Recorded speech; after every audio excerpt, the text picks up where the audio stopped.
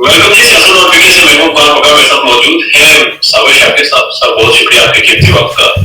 साबिर शाकिर साहब, शुरू हुई चाइना के दौरे से करते हैं। 3 शख्सियात पाकिस्तान से की कहीं नजर नहीं आए, कहीं नजर आए, कुछ ऑप्टिक्स हमारे सामने आए, मुलाकातें हुई। क्या कंक्लूजन निकला था चाइना के इस दौरे से? मेरा ख्याल है कि इससे हमें कुछ सबक सीखने चाहिए। उसकी वजह यह है कि जब आप अपने बहुत ही आजमाए हुए दोस्तों को जो मुश्किल वक्त में आपके साथ खड़े हों, और ऐसे वक्त में खड़े हों जब आपको कोई मुंह लगाने के लिए तैयार नहीं था, बल्कि आपको सब के सब दीवार के साथ लगाने के लिए तैयार थे। हमें अच्छी तरह याद है, ये परवेज मुशर्रफ साहब का ज़माना था दहशतगर्दी के खिलाफ जंग का, और उसमें पाकिस्तान को उस जंग में फ्रंटमैन के तौर पे पाकिस्तान लड़ भी रहा था, कुर्बानियां भी दे रहा था, सब कुछ कर रहा था। लेकिन पाकिस्तान पे जो उस वक्त की फोर्सेस हैं, इंटरनेशनल फोर्सेस और इंटरनेशनल कुव्वतें, वो पाकिस्तान को डिस्टेबल भी कर रही थी और पाकिस्तान पे इल्ज़ाम तराशी भी कर रही थी। और पाकिस्तान को 2 दफ़ा इंटरनेशनल फोर्सेस ने, मगरबी दुनिया ने 2 दफ़ा इस्तेमाल किया और दोनों दफ़ा धोखा दिया और टिश्यू पेपर की तरह इस्तेमाल करके फेंक दिया। एक अफगानिस्तान के अफगान जिहाद जो रशिया के अगेंस्ट था, उसके बाद, और उसके बाद फिर दहशतगर्दी के खिलाफ जंग के मामले में, दोनों मौकों पे हमें कहा गया कि हम धोखेबाज हैं और हम काबिल एतबार नहीं हैं, और इस तरह के बेहुदा किस्म के इल्जामात लगाए गए। और दोनों दफ़ा हमारी पेमेंट्स भी पूरी नहीं की गई और हमारी खिदमात भी ली गई, और दोनों दफ़ा हमारी पेमेंट्स भी नहीं की गई। पहली दफ़ा F-16 तैयारों की जो 40 तैयारे हमने कीमतें कैश पेमेंट थी, वो हमें हमारे तैयारे रोक लिए गए और कहा गया कि अब आपको मिलेगी गंदम, आप इसके बदले में ले सकते हैं। सेकंड जो दहशतगर्दी के खिलाफ जंग था, उसमें कोलिशन सपोर्ट फंड, अभी तक हमारे बिल जो हैं वहाँ पेंडिंग पड़े हैं, और इस दौरान हमने बेशुमार लोगों को अमेरिका के हवाले भी किया और सब कुछ किया। इस दौरान हमारे साथ जो सबसे खड़े रहे वो थे चाइना खड़ा रहा, और चाइना ने इस सारी सूरत हाल में, जब पाकिस्तान अंदरूनी और बैरूनी खलफिशार का शिकार था, तो उस वक्त पाकिस्तान के साथ चाइना मिलकर CPEC और बेल्ट एंड रोड इनिशिएटिव, ये प्रोजेक्ट तरतीब दे रहा था खामोशी से, और फिर उसने अपने अमल भी किया और उसके अकॉर्डिंगली आगे चल रहा था। तो होना तो यही। फिर इसके साथ एक और हुआ, रशिया के साथ हमारे बहुत, चाइना हमें रशिया के साथ थ्रू कर रहा था, और रशिया के साथ हम बहुत क्लोज रिलेशनशिप में आ चुके थे, और प्यूटन का विजिट पाकिस्तान का 2 दफ़ा मौखर किया गया, और दोनों दफ़ा इसलिए किया गया कि प्यूटन का ये ख्याल था उनका कि आप पहले फैसला कर लें, क्योंकि मैं आऊँगा तो फिर इसका मतलब है कि मैं आ गया, और आप फैसला कर लें कि आप में इतनी सख्त है कि आप वो बर्दाश्त कर सकेंगे।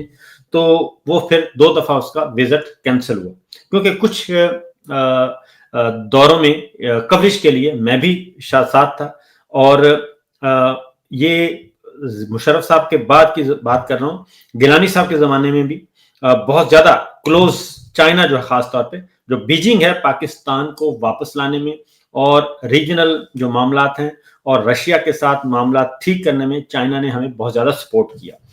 और ये तो वो चीज़ें, क्योंकि मीटिंग्स होती थी, रिपोर्ट नहीं होती थी, हम खुद अपनी आंखों से देखते थे, घंटों मीटिंग होती थी, तो ये सारा कुछ बैकग्राउंड में चल रहा था। अब जब फल खाने का वक्त आया और जब हम स्टेबिलिटी की तरफ जाने लगे, और जब हमने फैसला कर लिया, एक इमरान खान साहब के ज़माने में बाकायदा तौर पे एक फैसला हुआ कि अब हम बायलैटरल और यूनिलैटरल के बजाय अब हम मल्टीलैटरल की तरफ जाएंगे, हमारी फॉरेन पॉलिसी वो होगी। और फिर नेशनल सिक्योरिटी की पहली दफ़ा तारीफ भी की गई, होती क्या है, उस पर अमल शुरू हो चुका था। कुछ हिस्से उस नेशनल सिक्योरिटी पेपर के कुछ पब्लिक हुए, कुछ नहीं हुए, और उसको सीक्रेट रखा गया, सीगा राज में रखा गया। लेकिन फिर ये सारी चीज़ें जब हो रही थी, हम स्टेबिलिटी की तरफ जा रहे थे, तो हमारा शिफ्ट किया गया, और जनरल बाजवा साहब ने डिच किया रियासत पाकिस्तान को, रियासत पाकिस्तान के फैसलों को, और सिर्फ एक एक्सटेंशन की वजह से, और उधर वाशिंगटन की तरफ उन्होंने देखना शुरू कर दिया और वहां से साइफर मंगवाया, और साइफर मंगवाने के बाद फिर ये सबोटाज किया गया। 6.2% जो शरह नमू थी, तरक्की की रफ्तार थी, उसको गिराकर एक ऐसे टोले के हवाले कर दिया गया कि जहां -0.2 पे पहुंच गई। 1 मिनट और लूंगा। उसकी वजह यह कि ये इलेक्शन की तरफ हम जा रहे थे और इलेक्शन ईयर था और इलेक्शन होने थे, इलेक्शन होते अवाम ने फैसला करना था, जो जीतता, जितनी सीटें मिलनी थी मिल जाती, यही स्टैब्लिशमेंट होनी थी। इन्होंने ही अगर 19-20 करना था तो कर सकते थे, लेकिन उस सारे ट्रैक को एक इलेक्शन ईयर पे जाके उस सारी सिचुएशन को साइफर के हुक्म पर एक उन्होंने ये सबोटाज किया।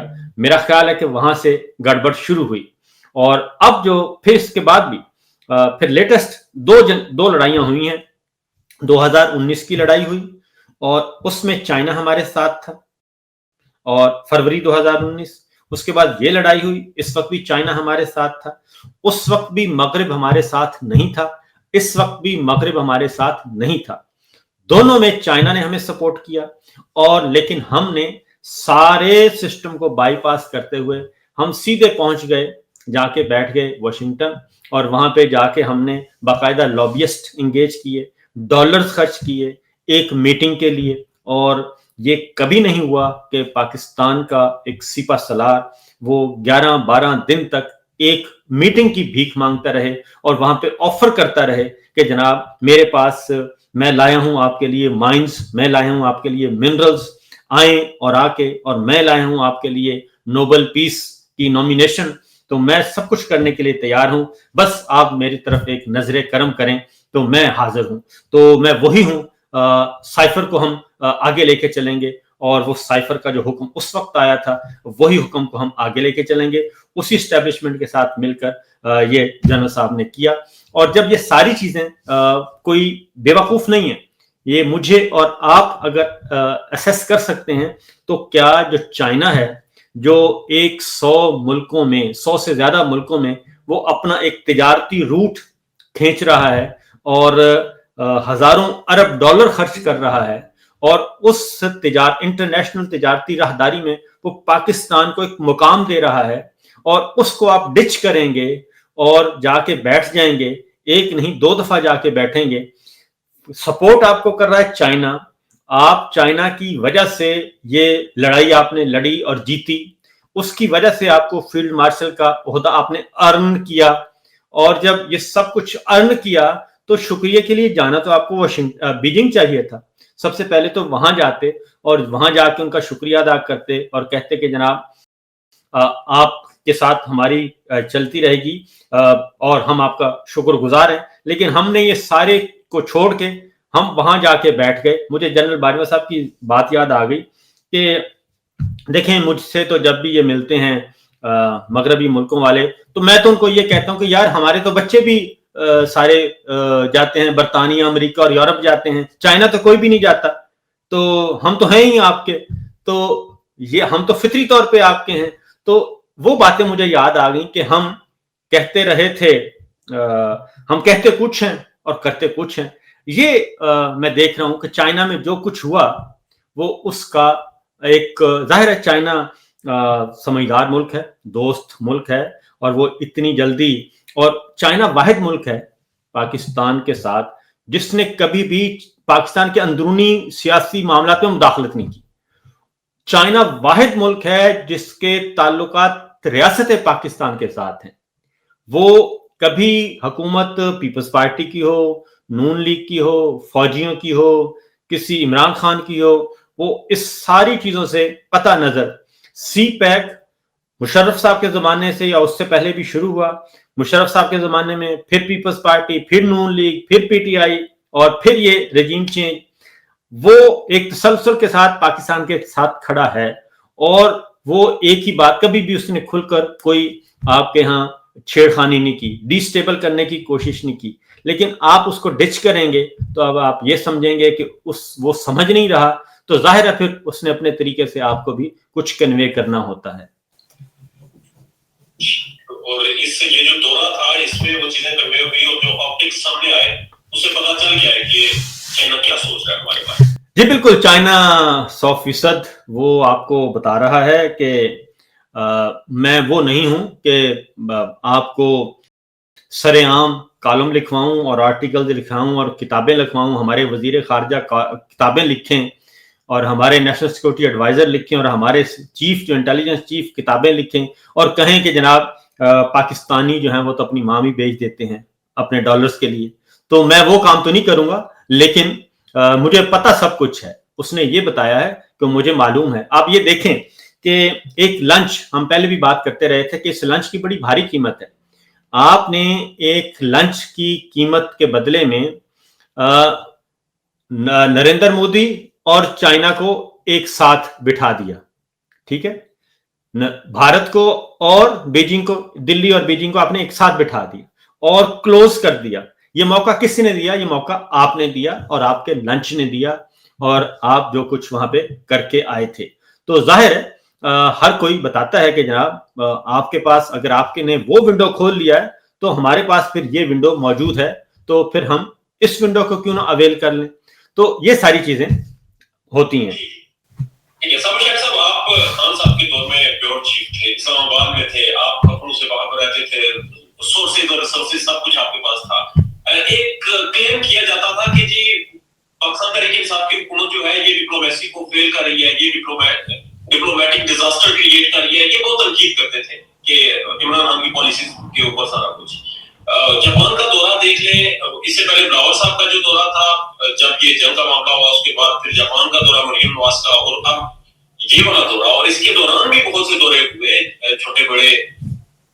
کیا کنکلوژن نکال رہے ہیں آپ ڈپلومیٹکلی پاکستان کی کیا پوزیشن ہے؟ اور اگر آپ کا کوئی کمیونیکیشن چینل ہے دنیا کے کسی ڈپلومیٹ سے جو آپ کو بتا رہے ہوں گے، کیا رائے رکھتے ہیں موجودہ رجیم کے حوالے سے؟ دیکھیں، موجودہ رجیم کے حوالے سے تو اب تو کسی سے پوچھنے کی ضرورت ہی نہیں ہے. اب تو تصویریں بتا دیتی ہیں. اور وہاں کے جو آپ یہ دیکھیں، جاپان کے دورے کی بات کی ہے، آپ گئے ایک سمندر کے کنارے اور وہاں پہ آپ نے سمندر کے کنارے کھڑے ہو کے نظارہ کیا اور آپ نے کہا کہ آپ نے بندرگاہ کا وزٹ کیا ہے. اور وزیر اعلیٰ پنجاب کہہ رہی ہیں کہ میں بندرگاہ گئی تھیں جاپان کی، اور پنجاب آپ اندازہ کریں کہ پنجاب کے ساتھ نہ کوئی سمندر لگتا ہے اور نہ کوئی بندرگاہ. انہوں نے کون سی بندرگاہ پنجاب میں بنانی تھی؟ دریائے راوی کے کنارے بنانی تھی، دریائے ستلج کے کنارے بنانی تھی، کون سی بندرگاہ بنانی تھی؟ تو یہ بیوقوف تو اس طرح یہ کرتے رہتے ہیں. سچویشن یہ ہے کہ ہم دیکھ لیتے ہیں انویسٹمنٹ کے حوالے سے اس وقت کون کون سے وزٹ ہو رہے تھے اور کتنے وزٹ ہوئے عمران خان صاحب کے زمانے میں. فرق کیا ہے؟ کیوں اس بندے کی اختلافات کے باوجود اس بندے کے ساتھ اس کی عزت کیوں کرتے ہیں لوگ؟ وہ یہ کہ وہ جھوٹ نہیں بولتا تھا اور وہ ہر کسی کو یہ نہیں کہتا تھا کہ وہ آتا تھا تو ان کا بالکل حاضر ہے جناب، آپ حکم کریں گے میں یہ بھی کر دوں گا، میں وہ بھی کر دوں گا. ان سے جب پوچھا گیا کہ کیونکہ پیرلل ایک اصل پرابلم یہ ہے کہ آپ نے کہا کہ سورسز اور ریسورسز، تو میرے پاس صرف سورسز تھے، ریسورسز نہیں تھے. تو سورسز میں آپ کو بتا دوں کہ باجوہ صاحب تو وہ تو خیر پوچھتے رہتے تھے، ہمارے تنخواہوں پہ مسئلہ ہوتا تھا، ان کو اصل مسئلہ ہماری آمدنیوں پہ ان کی نظر ہوتی تھی جناب باجوہ صاحب کی. تو اصل ایشو یہ تھا. ادروائز ہاں، وہ جب بھی ہم جاتے تھے تو ان کے پاس ایک لسٹ پہلے سے موجود ہوتی تھی اور وہ نیچے پڑی ہوتی تھی، تو وہ بتاتے تھے کہ مجھے پتہ ہے آپ لوگ کتنی کتنی تنخواہیں لے رہے ہیں. تو مسئلہ یہ ہے کہ اس میں نہ ہم گورنمنٹ کے خزانے سے پیسے لے رہے تھے، ہم تو پرائیویٹ سیکٹر سے پیسے لے کے کما کے واپس کر رہے تھے. خیر یہ تو ایک ہے. تو بات یہ ہے کہ جی جنرل باجوہ صاحب، اصل پرابلم کیا ہے؟ میں اصل پرابلم کی طرف آتا ہوں. اصل ایشو یہ ہے کہ ہمارا دفتر خارجہ، ہمارے خارجہ پالیسی کا وہ ہے آئینی اور قانونی طور پہ، لیکن ہمارا جو دفتر خارجہ وہ کبھی بھی خارجہ پالیسی وہاں نہیں بنتی. ہماری ساری خارجہ پالیسی وہ GHQ میں ترتیب پاتی ہے، یہ ایک فیکٹ ہے. اور جنرل باجوہ صاحب के जमाने में की बात कर रहा हूं, और अभी भी वही चल रहा है, वही डगर चल रही है। जनरल बाजवा साहब की अमेरिकी वजीर खारजा पोम्पियो थे, उनके साथ बराह रास्त टेलीफोनिक होता था, बराह रास्त घंटों बातें करते थे। और उसके बाद आ गए नेक्स्ट फॉरेन मिनिस्टर, उनके साथ भी बाइडेन के जमाने में वो भी जनरल बाजवा के साथ डायरेक्ट थे और घंटों बातें होती रहती थी। इधर बाइडेन और इमरान खान साहब के साथ कुटी थी, कता ताल्लुक की। अमेरिकी वजीर खारजा शाह महमूद कुरैशी हमारे वजीर खारजा को फोन नहीं करते थे, वो GHQ करते थे। और अब भी वही सिलसिला चल रहा है। अब भी GHQ महव मरकज है हमारी फॉरेन पॉलिसी का, हमारी दाखिला पॉलिसी का, हमारी मुआशी पॉलिसी का। तो चीजें वहां बन रही होती हैं, वहीं पे कंट्रोल हो रही होती हैं। और दफ्तर खारजा एक है सरमोनियल ऑफिस है, और वहां से जो चिट आती है उसी पे अमल होता है। फॉर एग्जांपल साइफर आया तो साइफर आ गया, साइफर की एक कॉपी दफ्तर खारजा आई और सिविल साइड से, एक कॉपी गई मिलिट्री साइड से GHQ, और ऑफिस दफ्तर खारजा सिविल साइड वाली कॉपी भी कहा गया इसको भी डंप कर दें, उसको छुपा दिया गया। फिर हमारे सफीर, क्योंकि उनका ख्याल था कि ये बहुत इंपॉर्टेंट एक्टिविटी है तो कोई रिप्लाई नहीं आ रहा, तो फिर हमारे एम्बेसडर ने हमारे फॉरेन मिनिस्टर कुरैशी साहब से बात की। उन्होंने कहा जी कि हमने कुछ पेपर भेजा था तो आपने देखा? तो उन्होंने कहा कि कौन सा? तो पता चला कि उनको बताया ही नहीं गया था। उन्होंने फिर वो निकलवाया और लेके गए इमरान खान साहब के पास। बात यह है कि इमरान खान भी यही कहता था ना कि भाई जो कुछ करना है तो आपस में बैठ के कर लेते हैं और डिस्कस करें, ये काम ना करें कि साइफर आ गया है तो आप उसके हुक्म पे आप चल पड़े। मसला यही था और क्या था। और इसीलिए उन्होंने कहा कि अगर ये मुझे नहीं देखना चाहते तो ना देखें, और मुझे हटाना इनका मकसद है कि मैं ना रहूं, तो इलेक्शन अनाउंस कर देते हैं। उन्होंने इलेक्शन अनाउंस कर दिया। सवाल ये नहीं था कि इलेक्शन अनाउंस करना है, बल्कि ये था कि उस साइफर के हुक्म पर अमल करना है, और अमल करके आपको उनके हुक्म की तामील पे हमने इंप्लीमेंटेशन रिपोर्ट भेजनी है। तो इसलिए ये जब तक आपका GHQ में ये सारा मरकज नहीं रहेगा, मरकज शिफ्ट नहीं होगा इस्लामाबाद अमली तौर पर, जहनी तौर पर, तब तक ये चीजें हो नहीं सकती। इसलिए कल आपने देखा होगा टाइम्स का एक आर्टिकल, उसमें भी उसने लिखा, मैं बहुत अरसे से ये कह रहा था कि क्योंकि वन विंडो ऑपरेशन पसंद करते हैं। वो जहाज आते हैं, वो उतरते हैं नूर खान एयरबेस पे, वहां से जाते हैं GHQ, आर्मी चीफ से गपशप लगाई, मुलाकात करवाई की और बताया कि जनाब ये चीजें चाहिए, और वहां से ली, ओके किया और वापस चले गए। One window operation. तो यही टाइम्स ने कल लिखा कि सूट करते हैं military dictators, military leadership, America को, बरतानिया को, सबको, कि वहां पे वन विंडो ऑपरेशन होता है, किसी से बात नहीं करना पड़ती। और जब किसी चीज में इन्होंने नहीं आना होता तो उसके बाद फिर क्या होता है, उसके बाद फिर ये पार्लियामान को आगे कर देते हैं। फॉर एग्जांपल मामला था यमन लड़ाई का, और उस वक्त सऊदी अरब ने फौज मांग ली। तो सऊदी अरब ने फौज मांगी तो हमने कहा कि इस लड़ाई में हमने नहीं पढ़ना। तो उस वक्त पार्लियामान को कहा गया कि जरा आप हमें बेल आउट करें यहां से। फिर PTI अपोजिशन जमात थी, उसने कहा कि ठीक है कि असूली तौर पे ठीक है, हम उस लड़ाई में नहीं पढ़ना चाहते। एक तरफ ईरान है, एक तरफ सऊदी अरब है, और फिर ये शिया सुन्नी मामला और हौसी बागी और ये सारा, तो हमने उधर से फिर उसको निकालने के लिए, यानी कि हमने उस लड़ाई में हिस्सा नहीं लेना था, पिंडी में फैसला हो गया, तो पार्लियामान को आगे कर दिया कि आप आए। और ये चीज, और उस वक्त मुझे सऊदी जो डिप्लोमेट्स थे उनके साथ, उन्होंने मुझसे पूछा, आपको एक जुमला, तो उन्होंने कहा ब्रदर, जो टूटी फूटी इंग्लिश, उन्होंने कहा कि ब्रदर आप ये बताएं कि who is the main opponent of this policy. तो मैंने कहा कि ये आपको पता है सियासत होती है और अपोजिशन ज्यादा तंग कर रही है। तो कहता है नो ब्रदर कुल्लू हरामी। ठीक है जी, ये उसने कहा कि नो ब्रदर कुल्लू हरामी। मुझे याद है वो F7 ہم کوسار مارکیٹ میں بیٹھے تھے اور وہاں پہ بیٹھ کے گپ شپ ہو رہی تھی. تو وہ اب یہ بیوقوف تو نہیں ہے نا کوئی, وہ سارے سمجھتے ہیں.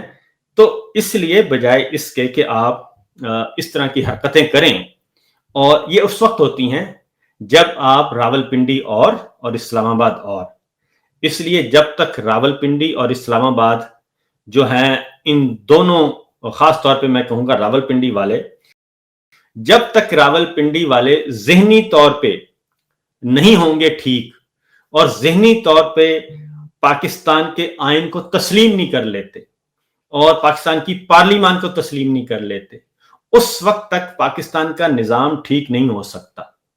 بالکل اگلے 100 سال بھی ٹھیک نہیں ہو سکتا, کیونکہ یہ جو سپرمیسی کا خمار ہے نا, اور جو نشہ ہے, یہ پاکستان کو تباہ کر رہا ہے.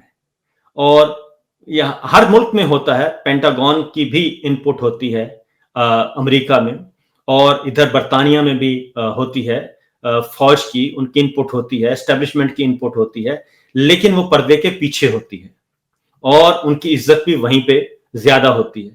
اب چائنا آپ دیکھ لیں کہ ہم خود مذاق بن رہے ہیں نا, چائنا میں گئے ہیں, پہلے 3 دن بےزتی کروائی ہمارے پریمیئر نے, اس کے بعد چلے گئے ہمارے آرمی چیف, اور اس کے بعد پھر اب وہ ایک تصویر آپ نے دیکھی ہوگی کہ ایرانی وزیر خارجہ کے ساتھ کان پہ کان میں بات کر رہے ہیں, اور پیچھے 4 قدم پیچھے ہمارے نائب وزیر اعظم ہیں, اور اس سے 4 قدم پیچھے ہمارے وزیر اعظم ہیں. یہ تصویر ہمارے ہاں تو بہت فخر سے بہت بیان کی گئی, بڑے خوش ہوئے ہوں گے لوگ کہ دیکھیں دلہا جو ہیں جنرل صاحب ہیں, لیکن حقیقت ہے کہ وہ پوری دنیا کے لیے وہ تصویر پاکستان کے لیے شرمناک ہے کہ آپ نے خود ایک شخص کو پریمیئر بنا دیا اور آپ نے خود یہ نظام کھڑا کر دیا کو خدا کے واسطے دنیا کو دکھانے کے لیے ہی آپ اس کی کوئی عزت بتا دیں, لیکن نہیں ہر فورم پہ جا کے یہ بتانا کہ نہیں میں ہوں اور میں ہی سب کچھ ہوں. تو لہٰذا یہ جو چیز ہے یہ پاکستان کے لیے امبیرسمنٹ کھڑی کر رہی ہے, اور یہ کسی اور کے لیے نہیں کر رہی, یہ کوئی فخر کی بات نہیں ہے. تو ہر لیول پہ ہمیں دیکھنے کو مل رہا ہے. اگر ہم آپ نے بات کی فیلڈ مارشل صاحب کی, وہ دنیا کے دورے کرتے ہیں, وزیر اعظم صاحب کہتے ہیں جی مجھے فون پر بتا دیا انہوں نے, اور وہ شکریہ ادا کرتے ہیں اس چیز کا. تو اگر فیلڈ مارشل صاحب اپنے آپ کو پریزنٹ کرتے ہیں تو پنجاب میں دیکھیں تو مریم نواز بھی تو یہی کچھ کر رہی ہیں, وہ بھی سمجھ لیے کہ میں ہی کرتا کرتا ہوں اور میری ہی پریزنس ہونی چاہیے دنیا میں جہاں بھی جاؤں. بے شک وزیر اعلیٰ کا نہ کنسرن بنتا ہو بین الاقوامی دوروں کا, بھی وہ کرتی ہے. تو یہ ایک سسٹم میں سوچ ہے یا یہ لاجک کیا ہے کہ کیوں ہر انسان خود کو نمایاں کرنے کے لیے تبودو کرتا ہے بجائے اس کے پنجاب میں ہم نے دیکھا ریلیف آپریشن تھا جو اس کے اوپر پابندی لگا دی گئی کہ نہیں یہ ریلیف آپریشن صرف گورنمنٹ کرے گی. یہ بھی تو اسی چیز میں آتا ہے کہ گورنمنٹ ہی کرے گی, گورنمنٹ کرے, ٹھیک ہے, اگر N G Os private sector کر رہا ہے تو اس میں جاتا کیا ہے, اس میں تو لوگوں کا بھلا ہی ہو رہا ہے. دیکھیں یہ ہے یہ سارا لندن ایگریمنٹ یا جنرل آصم منیر صاحب اور نواز شریف صاحب کے درمیان کیا طے پایا. لندن والا معاملہ وہ یہی تھا کہ نواز شریف صاحب وزیر اعظم ہوں گے اور مسلم لیگ نواز حکومت اس کو ملے گی, اور جنرل صاحب جو ہیں وہ آرمی چیف رہیں گے. وہ 3 سال والا معاملہ. اب اس میں جو اگلا پورا پروجیکٹ ہے وہ یہ ہے کہ مریم صاحبہ کو پرائم منسٹر بنانا ہے. اب اگلے الیکشن کے بعد پرائم منسٹر مریم صاحبہ کو بنانا ہے, اور نواز شریف صاحب کی یہ خواہش ہے کہ میں اپنی سیاسی وراثت اور سیاسی جاگیر اس کے حوالے کر دوں. زرداری صاحب بلاول صاحب کو بنانا چاہ رہے تھے تو وہ بہت پیچھے چلے گئے ہیں, اسی لیے ایئر فورس 1 جو ہے وہ پنجاب کی وزیر اعلیٰ مریم صاحبہ کو ملتا ہے, وہ وزیر اعلیٰ سندھ کو نہیں مل سکتا, وہ وزیر اعلیٰ خیبر پختونخوا کو نہیں ملتا, وہ وزیر اعلیٰ بلوچستان کو نہیں مل سکتا. ایئر فورس 1 اور پروٹوکول بھی وہی صرف ملتا ہے مریم صاحبہ کو, اور ایک طرف تو وہ, اور پھر کوئی پوچھتا بھی نہیں ہے. اور پھر جہاز کی سیر ایسے ہی کرتے ہیں, جہاز ایسے لے کے جاتے ہیں کہ جیسے کوئی رکشہ ہو, اور ٹھیک ہے جی لے لیا, خالی سیٹیں ہیں تو اپنے نوکرانیاں بٹھا لیں, اپنے رشتہ دار بٹھا لیے, اور پھر ٹی وی پہ آ کے بتاتے بھی ہیں. تو یہ صرف سہولت مریم صاحبہ کو ہے اور کسی کو نہیں ہے. پھر سیلاب آتا ہے, آپ نے سیلاب کی بات کی. سیلاب خیبر پختونخوا میں بھی آیا, سیلاب کشمیر میں بھی آیا, گلگت بلتستان میں بھی آیا, لیکن ہمیں نہ ہی این ڈی ایم اے کے چیئرمین نظر آئے, نہ ہی ہمیں D G I S P R نظر آئے, نہ ہی ہمیں آرمی چیف نظر آئے اس طریقے سے, اور نہ ہی ہمیں پرائم منسٹر نظر آئے کہ وہ خیبر پختونخوا کے عوام کی مدد کر رہے ہوں, کشمیری عوام کی مدد کر رہے ہوں, گلگت بلتستان کے لوگوں کے دکھوں کو مداوا کر رہے ہوں. نہیں کر رہے. اور پھر گرین انیشیٹو کا پروگرام ہوتا ہے تو جنرل عاصم منیر مریم صاحبہ کے ساتھ نظر آتے ہیں. پھر وہ میلہ مویشیاں ہوتا ہے تو جنرل عاصم منیر صاحب مریم صاحبہ کے ساتھ نظر آتے ہیں. تو یہ وزیر اعلیٰ سندھ کو یہ سہولت میسر نہیں ہے, اور ان کو یہاں تک کہ گورنر کو بھی نہیں بلایا گیا تھا اس وقت. تو یہ ساری چیزیں جو ہیں یہ اسی لیے کی جا رہی ہیں کہ یہ دو افراد کہہ لیں, دو خاندان کہہ لیں, ان دونوں کا یہ ایگریمنٹ کے تحت یہ سارا چل رہا ہے سسٹم. اور ایک ہمارے جنرل صاحب ہیں اور دوسرے ہمارے جاتی عمرہ والے, یہ دو خاندانوں کا میل ملاپ ہے. دو خاندانوں کی یہ اس وقت رولنگ جو رول کر رہے ہیں یہ دو کر رہے ہیں.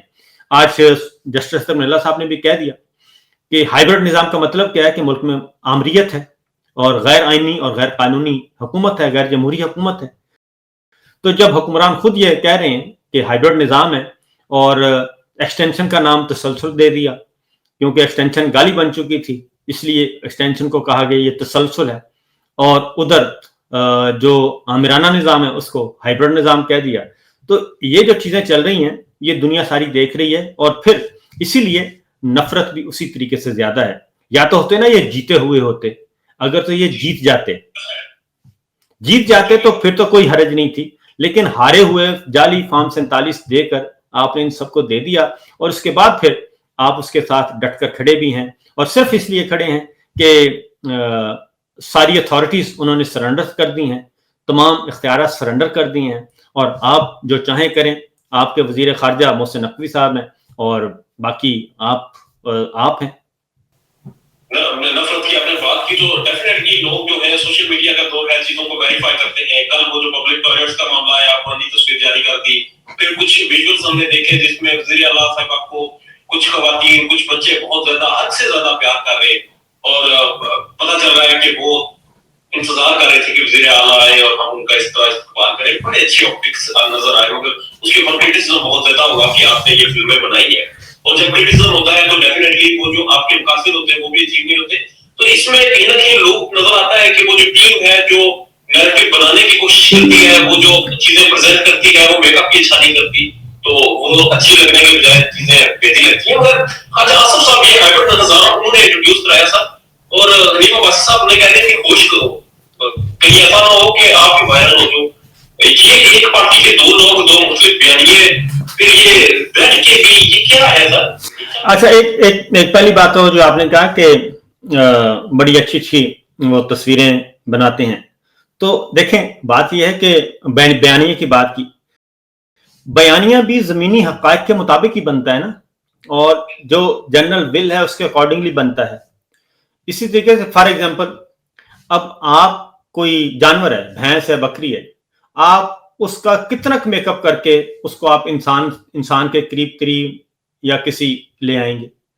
تو خاتون کا ہونا پہلے تو ہونا ضروری ہے کہ یہ خاتون ہے, پھر خاتون کا میک اپ کیا جاتا ہے, اور دلہن یا مرد ہے تو انسان کا چہرہ ہوگا تو اس پہ آپ میک اپ شیک اپ کر کے خوبصورت بنا سکتے ہیں, تبھی انسان لگے گا. لیکن آپ کسی جانور کو اٹھا کے یہ نہیں کہہ سکتے, بھینس کو میک اپ کر کے کہیں گے کہ یہ انسان ہے, یہ نہیں ہو سکتا. تو اس لیے بیانیہ ان کا کیا ہے, بیانیہ تو عوام کی ول ہے نا, عوام کی ول کے اگینسٹ آپ کتنا جائیں گے, اس لیے ان کا بیانیہ بن نہیں رہا. یہ کہتے ہیں کہ دن کو یہ کہتے ہیں رات, اور رات کو کہتے ہیں یہ دن, یہ ہو نہیں سکتا. اور پھر 8 فروری 2024 کو پاکستان کے عوام نے اپنا بیانیہ بیلٹ کے ذریعے بتا دیا, اور وہ جو بیلٹ کا حق استعمال کیا انہوں نے, وہ بلٹ کے سائے کے تلے استعمال کیا. اس کے باوجود بلٹ ہار گئی اور بیلٹ اس دن جیت گیا. تو اس دن جنرل عاصم منیر صاحب کو مشورہ دیا گیا تھا کہ اب یہ ہو چکا ہے, عمران خان جیل میں ہے, ایک آزاد ارکان پی ٹی آئی کے آ چکے ہیں, تو اب ہمیں یہ تسلیم کر لینا چاہیے. لیکن جنرل صاحب نے کہا کہ نہیں, اور وہ رائے نہیں مانی جو آپ تھوڑی دیر پہلے پوچھ رہے تھے نا کہ یہ کیا ہے. تو وہ جنرل عاصم منیر صاحب نے اس وقت ویٹو پاور اپنی استعمال کی, اور ویٹو پاور یوز کرتے ہوئے پھر یہ فارم 47 والا کام کیا گیا. آپ کو یاد ہوگا, ریکال کریں کہ چیف الیکشن کمشنر رات 10 بجے اچانک غائب ہو گئے تھے اور ان کو بلایا گیا تھا. پھر وہ 12:30 بجے ملاقات کر کے واپس آئے تھے 8 اور 9 فروری کی درمیانی شب. اور پھر ایک جنرل صاحب, انتہائی سینئر موسٹ جنرل صاحب, میرا خیال ہے ساحر شمشاد مرزا صاحب, اڈیالہ جیل گئے تھے عمران خان صاحب سے ملاقات کرنے, انہوں نے بھیجا تھا. ٹھیک ہے, ساحر شمشاد مرزا صاحب گئے تھے. آپ کو پھر ریکال کریں, اڈیالہ جیل کی بتیاں شتیاں ہر چیز ارد و گرد بند کر دی گئی تھیں. تو وہ ساحر شمشاد مرزا صاحب تھے اطلاع کے مطابق. تو پھر بھی نہیں, انہوں نے کہا کہ نہیں, یہ نہیں ہو سکتا. تو یہ ساری جو چیزیں ہیں, یہ ون مین شو چل رہا ہے اور ون مین رول چل رہا ہے, جس کی وجہ سے یہ سب کچھ ہو رہا ہے. تو لہٰذا یہ جتنا بھی اس کو لنگر آن کرتے جائیں گے اور جتنا بھی اس کو کھینچیں گے, اس کو تسلسل کا نام دے لیں, ایکسٹینشن کا نام دیں. تسلسل کیا ہے؟ اگر آپ کہتے ہیں نا یہ تسلسل ہے, تو تسلسل تو پھر یہی ہے نا کہ جو پچھلے 3.25 سالوں سے ایک فسطائیت, ڈکٹیٹرشپ, بربریت, چادر چار دیواری کی پامالی, آئین اور قانون کی پامالی جو چل رہی ہے, وہی اسی کو تسلسل کہیں گے نا. یہ مسئلہ ہے نا, ہم نے جو ہسٹری پڑھی یا تھوڑا بہت دیکھا, کہیں بار سنا, ڈکٹیٹروں کو بھی ایک ٹائم آتا ہے کہ لوگ ایکسپٹ کر لیتے ہیں, بے شک اچھے میں کریں یا برے, وہ کہتے ہیں جی چلے نصیب قسمت یہی ہے, یہ رہے گا. یہاں پر ایکسپٹنس نہیں ہے اور دور دور تک نظر نہیں آتی کہ لوگ ایکسپٹ کریں گے. ایکسپٹنس اس لیے نہیں ہے,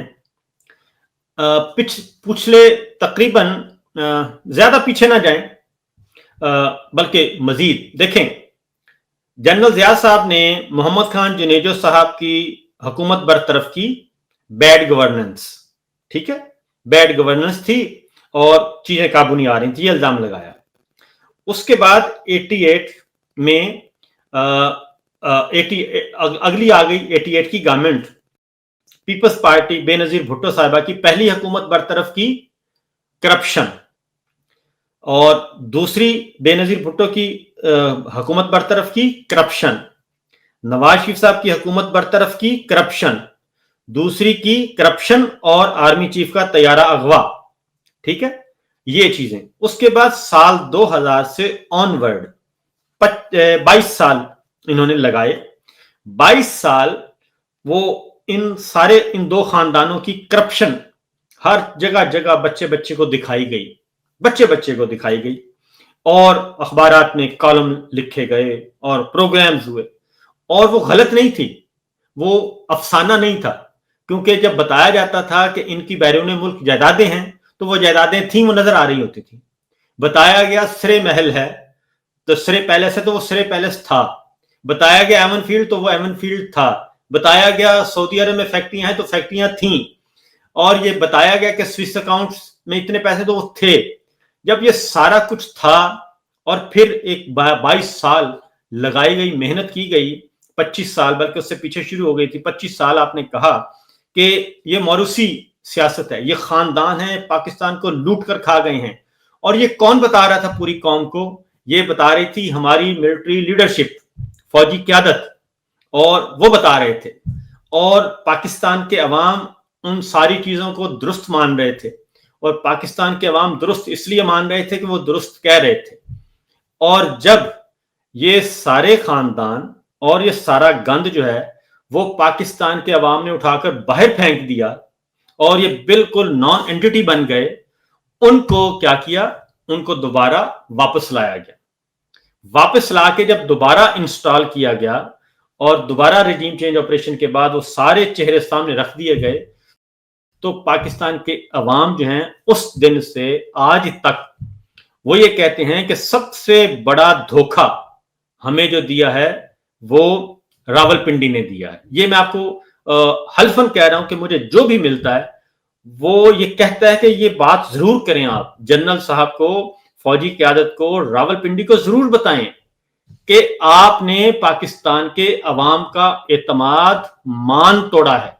हम आपको नेशनल सिक्योरिटी के मुहाफिज समझते थे, आपने वो काम किया जो सारे रिजेक्टेड लोग थे, जो सारे जिनको लूट मार और इसकी वजह से सबको फारिग किया गया, उन सबको आपने ला के खुद बिठा दिया और उन सारे गंद के पीछे आप खुद खड़े हो गए।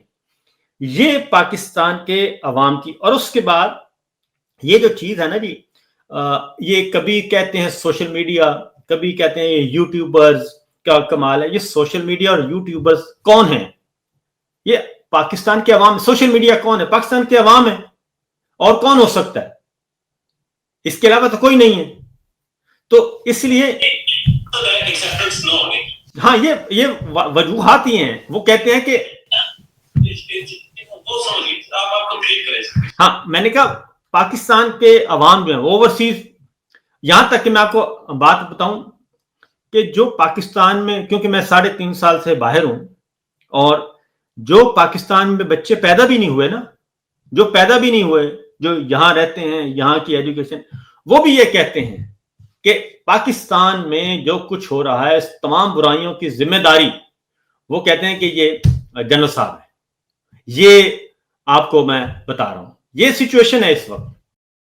इसका सर एक काउंटर आर्गुमेंट भी आता है कि जी वो आपने प्रोपेगेंडा इतना किया, पाकिस्तान तहरीक-ए-इंसाफ ने सोच बदल दी अगली नस्ल की, जिसको पाकिस्तान के डायनेमिक्स का ही नहीं पता, वो भी इसके ऊपर आर्गुमेंट दे रहा है। इसके ऊपर भी बहस होती है किसी न किसी लेवल पर वो समझा दे सर, वो भी क्या है, ख्वाजा आसिफ हनीफ अब्बासी गुत्थम गुत्था क्यों है?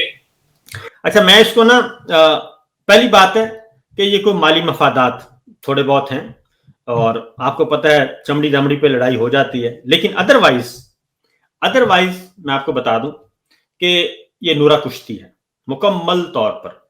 ठीक है, ये एक तरफ एक ग्रुप आता है कि हम एक्सटेंशन के खिलाफ हैं और हाइब्रिड निजाम है, दूसरा आता है और वो कहता है कि नहीं जनाब। अब सादा सी मिसाल है, ख्वाजा आसिफ को तकरीर करने का मौका स्पीकर ने दिया, उनकी पूरी तकरीर हुई ख्वाजा आसिफ साहब की, और पीछे डेस्क बजाने वाले कौन थे?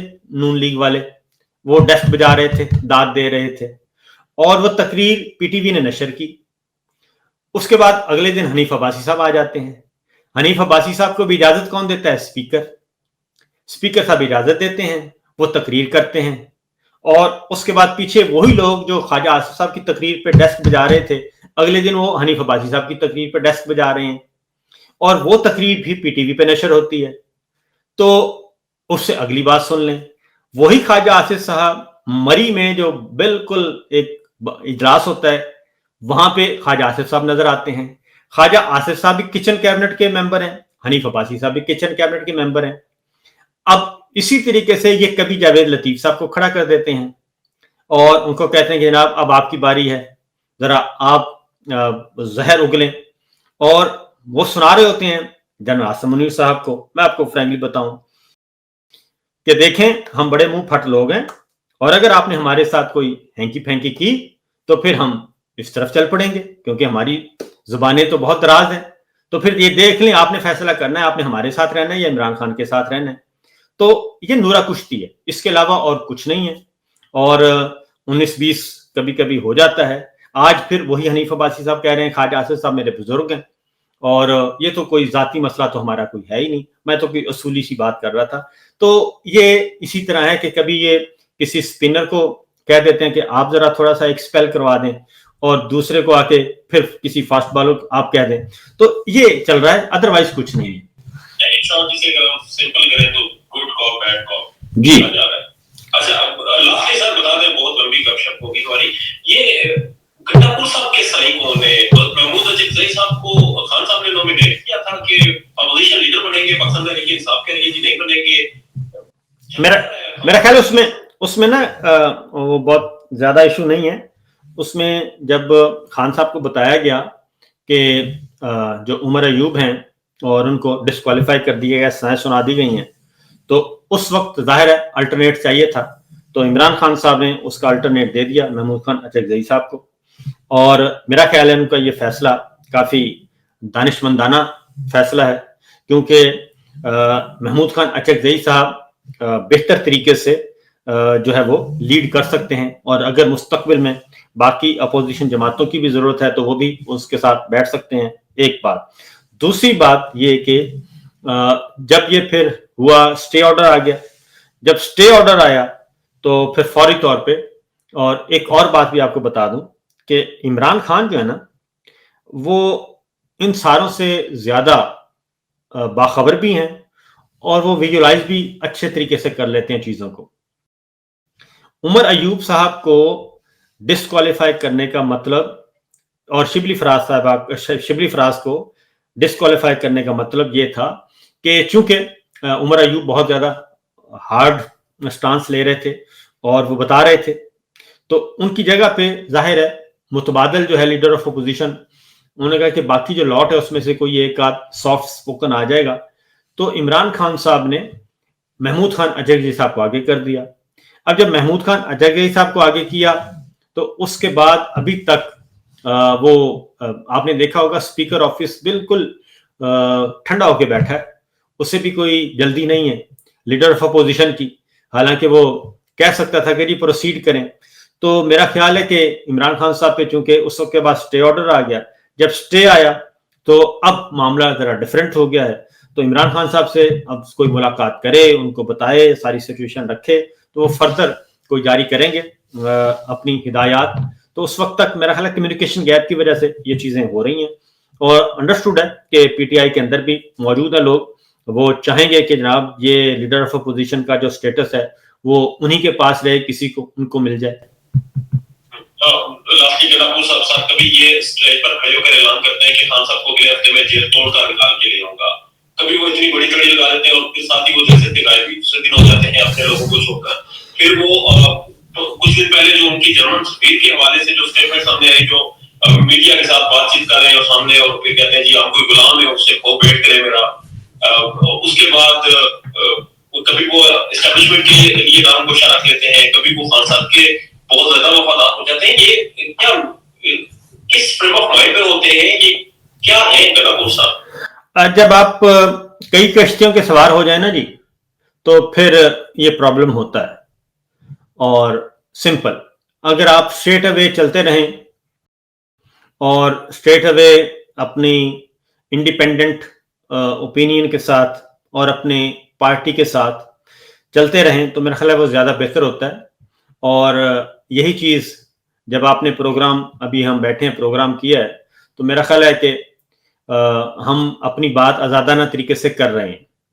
تو گنڈا پور صاحب جو ہیں وہ کبھی مشرق کی طرف دیکھتے ہیں، کبھی مغرب کی طرف، کبھی شمال کی طرف، کبھی جنوب کی طرف، اور اگر ان سے نقوی صاحب ملاقات کر لیتے ہیں تو وہ نقوی صاحب کے ہو جاتے ہیں، اور اگر ان سے کوئی اور ملاقات کر لیتا ہے تو ان کے ہو جاتے ہیں۔ تو وہ بٹوین دا وکٹ کھیلنا چاہ رہے ہیں، لیکن وہ زیادہ دیر کھیلا نہیں جاتا۔